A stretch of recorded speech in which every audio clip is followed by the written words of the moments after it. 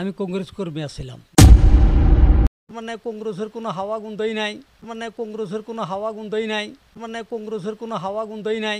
কথা ক'লে হে আমি আগবাঢ়ি যাব পাৰিম, কথা নক'লে মনে মনে থাকিলেতো একো কৰিব নোৱাৰি নহয়।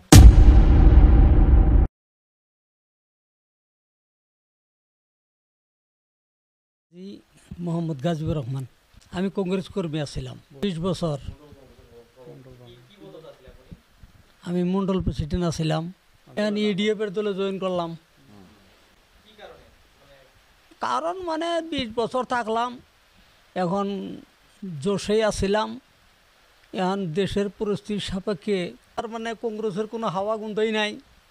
মামা একসাথেই চলি, এই পদে বিপদে এখন মুশকিল আল্লাহ পাকে সহায় করব, তবে মানুষ একটা উপলক্ষ ওই হিসেবে তার মানে আমরা সবটি এড়াই হইলাম। আর এখন আমি যদিও বিরোধী দল হলেও আঙ্গুর লোকাল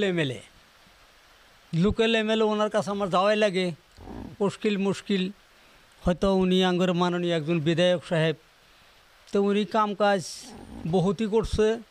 ওনার কাম কাজ আমরা চলতাছি ফিরতাছি, রাস্তাঘাট হয়তো মানে সম্মানে আমি যদিও ফাঁকা আছিলাম, তাহলে সবাই আঙ্গুর বন্ধুবান্ধব যেগুলো একসাথে চলাফেরা করছি, এরা সবাই সন্তুষ্ট, আমিও সন্তুষ্ট।